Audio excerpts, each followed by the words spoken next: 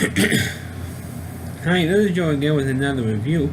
For the sake of this video, I'm going to be doing a redo one of my previous videos. The last video review I did a review of Sharknado 6, which was titled The Last Sharknado. It's about time. So I figured, hey, since the end of the Sharknado series ended with Sharknado 6, I figured redo the video I did for really the first two Sharknado films. Because for Sharknado 3, 4, 5, and of course now 6, I did a separate review of them. And I felt like I didn't do a proper one for the first two films. Because what I did was I did a combined video of called the Sharknado movie series, which is really just the first two films. I did that on the week that Sharknado 3 was going to premiere on the Sci-Fi Channel. And I wasn't satisfied with that because I feel like this movie series deserves an individual, or at least the first two films should have their own individual review. So that's what I'm doing in this video, and that's a review of the first Sharknado film, which aired in 2013 on the Sci-Fi Channel. Of course, this believe it or not, Ian Ziering, who plays the main character of Finn, and of course he was more famous for playing Steve Sanders on Beverly Hills 90210, on the original Beverly Hills 90210 series for 10 years, and he was in practically every episode. So what happened was, he didn't even get top billing. Tara Reid got top billing, and he was given the last credit and starring Ian Ziering as Finn. And that's how the opening credits wrote. But of course, this movie, well, I think the Sci-Fi Channel was trying to make their own series of shark disaster films to compete with the Discovery Channel Shark Week, which was very, very popular then, and it was starting to get huge on cable because it aired during the summer. Now, of course, not much summer television. So the Sci-Fi Channel decided to make TV movies with shark disaster. They had the shark head, multi-head shark attacks, like 2-head shark attack, 3-head shark attack, like Sharktopus versus whale wolf, a combined wolf and whale. Well, all these kind of crazy disaster films with these shark hybrids, these crazy scientists combining a shark with an animal, or the shark with like a radioactive shark attacking people and stuff, like toxic sharks and all these other crazy shark movies, and also Lake Placid with the giant crocodiles and stuff, or alligators. So Sci-Fi Channel decided to make a movie called Sharknado, and of course the title was great. So it imagines sharks flying through the air, getting sucked up by a tornado out in the ocean or cold water spouts, and gets blown into land and starts eating people. I mean, that concept sounds silly and crazy, but unfortunately, it worked.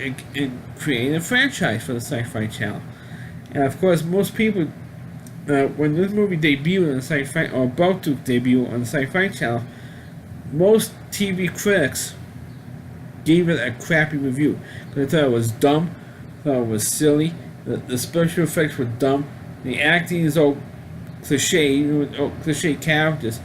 Especially Finn's supposed to be divorced from his wife, April, played by Tara Reid. And of course, since the movie started Tara Reid, that was on the downhill of her career. So people were crapping on the fact that Tara Reid got hired for this role. And of course, he also had Anthony Hill, of course, was famous for being in Beaches and the movie Big with Tom Hanks when he was making fun of him. I don't get it. In the movie Big. So you had him in the playing a drunk. You had, like I said, you had Tara Reid in here, Aaron Ziering from Beverly Hills 90210. And like I mentioned in my previous video about Sharknado 6, that originally Ian Ziering turned down the role of Finn. But his wife, who read the script, says to him, "You're crazy. Do this movie." Because Ian Ziering's wife was the one who felt that this movie could possibly be a hit. And so reluctantly, Ian Ziering did the role, and of course it became a hit. Which I don't think anybody in the world expected that Sharknado would be a hit on the Sci-Fi Channel. And of course, it got huge, like monster rating, like the highest rated ever for the Sci-Fi Channel, and which came on the air like back in 1992, 21 years earlier. The Sci-Fi Channel was created, and mostly had reruns of old science fiction shows, and then they started to get rid of the science fiction shows like Star Trek, Battlestar Galactica, Buck Rogers, The Incredible Hulk, all those shows that I really grew up on science fiction. They got rid of those shows and made these really, most of them were pretty crappy science fiction films. All these shark videos, like I mentioned earlier. And it got a hit, not only did it got a huge hit on the Sci-Fi Channel ratings-wise, but it also became a huge buzz online. Saying, oh, you see Sharknado. And it was not internet buzz over it, like on Facebook and other places, Instagram or Twitter and stuff like that. People were talking about this movie. And it was so huge. I mean, everybody was talking about this movie, and it became huge, and they created a franchise. And of course, so, and I'm going on this like over 6 minute long introduction, but the film was really huge because of all the internet buzz on, and critics such as myself and other critics doing reviews on and saying how dumb and silly it is. But it's also, the most important thing is entertaining. The more entertaining the movie is, the better the more of a fan base it will create. So of course, now on to the film. Because the movie does take place out in the ocean when you have a herd of sharks migrating. So that's what started this thing. And you had these two guys on a boat that's off the coast of Mexico, and they make it like some kind of crazy ass arm deal shit, and paying like $1 million or $10 million to the guy who owns the boat. Then of course he had a crazy fight scene on his boat between the guy who's paying off the boat captain, and all of a sudden the boat gets hit by this freaky storm. It turns out to be a hurricane out of the coast of Mexico, and of course the sharks got sucked up in the storm. The hurricane caused a tornado, and it sucked up the sharks and deposited them on this boat and killed everybody on the boat. Well, then you got to Santa Monica Pier, where you have Finn, played by Ian Ziering, owns a bar, and he has his friend or girlfriend, I guess, Nova, who is drop dead gorgeous, by the way. And she's walking around in a bikini and dancing. I mean, this girl's hot, and she is hot, and she was hot. I forgot the actress who played the name, Casey. Ciesbo, I believe her name is, plays Finn, and of course the local guy in the bar was Anthony Hood. Plus Finn's friend, who was played by Jason Simmons, whose name is Boz. And of course, for all you Baywatch fans, yes, he's the one who played Logan on Baywatch. For about like two or 3 years, he was on Baywatch back in the mid '90s when the show was going down, when Pam Anderson was no longer, starting to be phased out of Baywatch at that time. Anyway, we turn to notice about how crazy the waves are getting, and then Jason Simmons' character actually gets bitten by a shark at one point, and rescues Finn, and they both barely escape the sharks who's out in the water, and trying to get people out of the water. Off the beach, because here comes the sharks are coming on shore, and then of course they get warnings to evacuate the beach. Here comes the sharks, and then the sharks are coming into the bar. Okay, blown into the bar, and of course the Nova character says she really hates sharks, and explain later on in the film why she hates sharks. And of course Finn gets out of there with Anthony Howard's character and Boz, and get out of there. And so I have to go save my family. And of course Nova doesn't realize that he had an ex-wife and 2 grown kids. and it says, "Hey, how come you didn't tell me you had kids?" And no jealousy thing going on here. And then, long story short, he does save his family from the sharks, because the sharks came into April's house, but April was really a self-absorbed character, because through the whole house you should just see pictures of April, not with with the two kids, and not the Finn.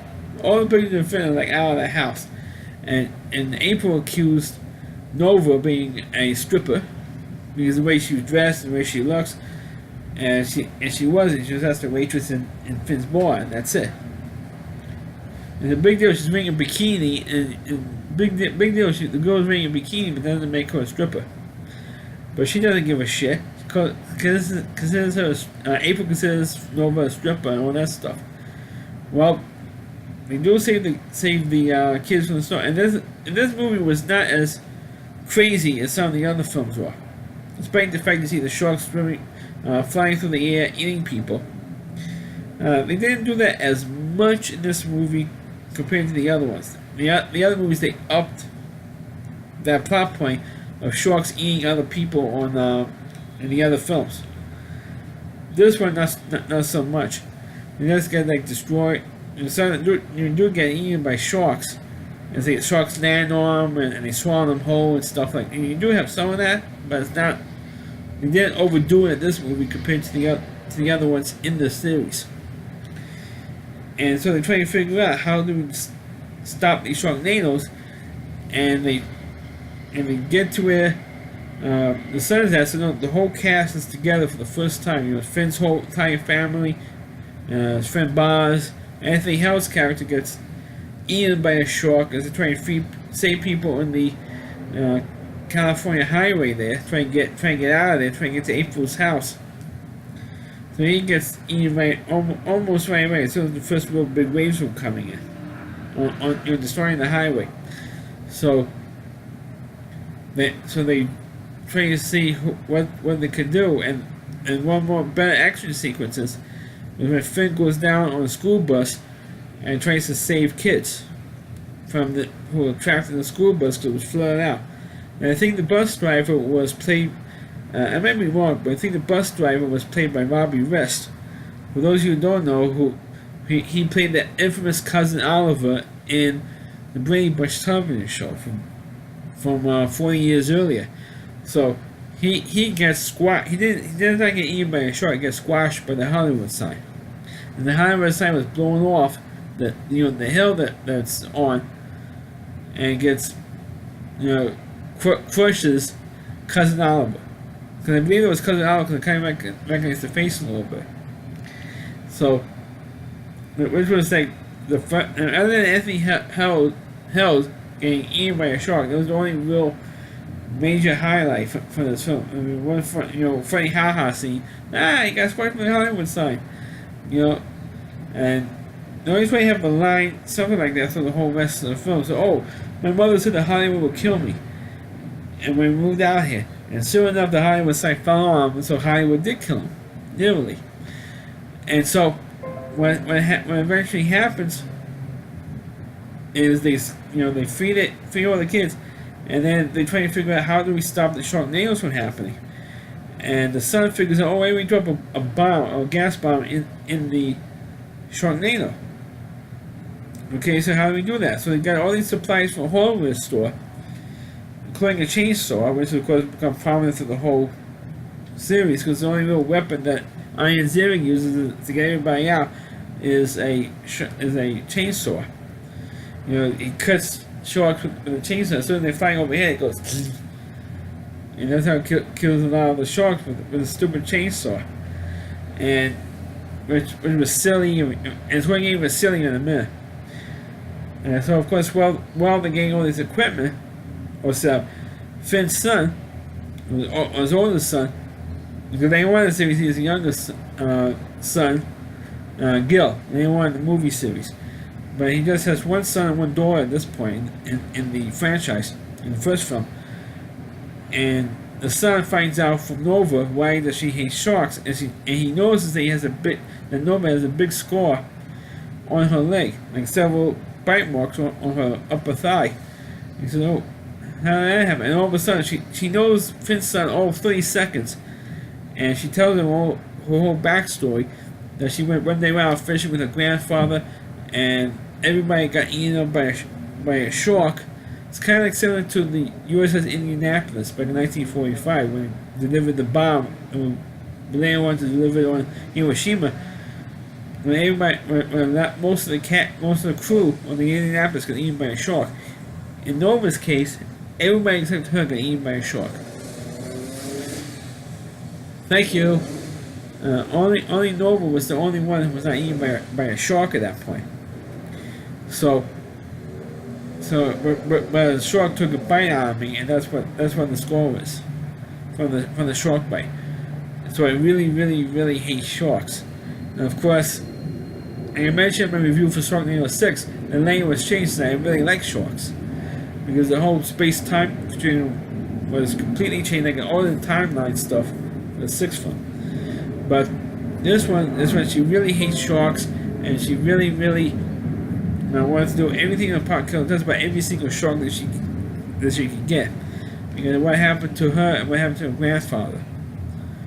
So what happened was they were successful in ending the Sharknadoes, but the only and except for Anthony Hill's character, the only one who, on the major cast anyway, who gets killed by a shark was a Jason Simmons character.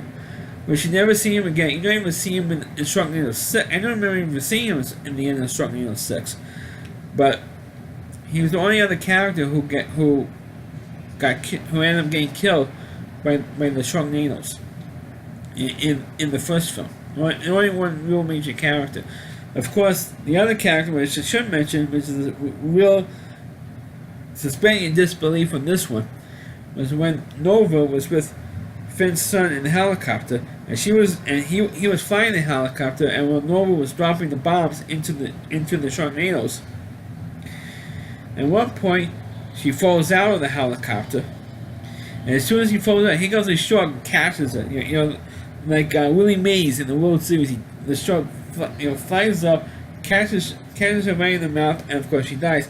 And of course, the son goes, "Oh no, oh no!" Like that. They're almost like laughing about it, and she's screaming, "No, oh no, no rock! I can't play a shark." And it was creative, and that's what kind of made the Sharknado series work. Is all these cheesy ways, and it made the Sharknadoes, the sharks. Eat somebody or catch somebody in the mouth, grabs him in midair like that and kills him, and it was a shame to see Nova getting killed, and she got killed like twice in this movie, not in this movie but in the franchise, and she gets killed in the 5th one as well, but which I mentioned in that review, but anyway. Here goes Finn. He gets eaten by what it turns out to be the same shark. I mean, how do we know there's even the same damn shark? I mean, there's like hundreds and thousands of sharks flying around, and Finn just happens to get swallowed up by the same shark that swallowed Nova. And when the shark lands on the ground, all Finn did was go, with the chainsaw, and both of them. He spills out, "Oh my god!" And he's all covered with the shark's blood. And everything was really disgusting. And then he reaches in and he magically pulls Nova out. And it's like how did I know there was the same? How do we know it was the same shark? That's ain't Nova. I mean, it could be two different sharks for crying out loud. But only in a movie like this when they have the end of the body of the same damn shark, and he cuts himself out of the shark and frees Nova, and Nova's and the son was giving her CPR, or Finn's son was giving her CPR, and she turned out to be okay. And what really would have been cool, which they never did in any of the other Sharknado films, was to have maybe a love affair between Finn's son and Nova. At least both of them are approximately about the same age, so it would be really cool and interesting to see them develop a love for each other, and eventually the two of them get married through the series. That would have been cool. But unfortunately, they never really did that or followed up on that in the films. But that would have been cool to see them possibly do that. But unfortunately, it didn't happen. It didn't occur. But it would have been cool if Finn's son and Nova had that affair. I mean, they played on that in this movie. Thank you, but they didn't really they really didn't do anything with that plot point for the rest of the movie series. And I think that personally, I would have loved to see. I would have loved to see that. But like I said, it didn't happen. But that's how. And of course, there's another sequence in the film. Before really the end, where Finn, April, and the other daughter, Cassandra, I think her name was, helps a lot of people, or saves a lot of people from this nursing home, and Finn and the sharks were in the pool, and Finn put all this gas in the pool, and he lights the pool on fire and kills all the sharks in the pool. And one thing that they do like about the Sharknado movies is that how creative they try and be to kill all these sharks. But like I said, by the time the sixth movie comes, it gets really ridiculous and silly, and especially in the fourth and fifth films, really got silly. And if you want to see my reviews on that, please check them out, or look at my search engine. You see Sharknado, and you see it's done so many reviews, and they loads up so fast. Check them out. Do a search on my video page, on my video account for Sharknado. You can see all the Sharknado films in order. But for the first movie, you see all the damage in the film, and it looks like that April and Finn are going to get back together, and Finn's family will reunite at the end, which they did. And of course, Finn and April do get remarried between the first one and the second one. And like I said earlier at the top of the review, no one expected this movie would be a big hit, and it was. And so the Sci-Fi Channel, from just about then on, for the next 5 years after that, from 2013 up to now, this year, 2018, they surrounded the whole Shark Week, and they ended the Shark Week with a brand new Sharknado film. And they did that, and like Sharknado became the centerpiece for the Sci-Fi Channel's Shark Weeks, without the other crappy shark movies, like a 2-headed shark attack, 3-headed shark attack, 6-headed shark attack, Trailer Park Sharks, Mississippi Sharks. You had all these crazy sharks just to capitalize on Sharknado, and I think maybe because they took away from the Sharknado movies a bit, because they were like trying to capitalize on that, trying to milk the Sharknado films, and I think that's what probably hurt the last couple of films, because the first three, the ratings were pretty good, they did very well. Like the first movie, it got huge ratings. I mean, the type of ratings that nobody in the world expected. Kind of like when Survive, the TV show, the reality show Survive came on the air, nobody expected that show would be a huge ratings hit at the time when it first did, and it was. And that series lasted 18 years. And the series is still going strong today, 18 years later. That's what happened with Sharknado. Nobody expected Sharknado would be this huge hit, or probably even a big franchise like this. But, like I said, and of course, since it was such a big hit, and now people talked about, a lot of celebrities made cameos for the second film, which I'm going to discuss next, in my next video. So that's my review of the first Sharknado movie. Please click on the video, please rate it, feel free to comment on it. Please subscribe to my channel, please forward this video to your Facebook pages. You can check out all my reviews and on my YouTube channel at RowdyC.com, so WDY, and that's C.com. The homepage is around review of Chris Lee Moore, and please check out all of his videos on this website as well. Thanks for watching, and catch you next time.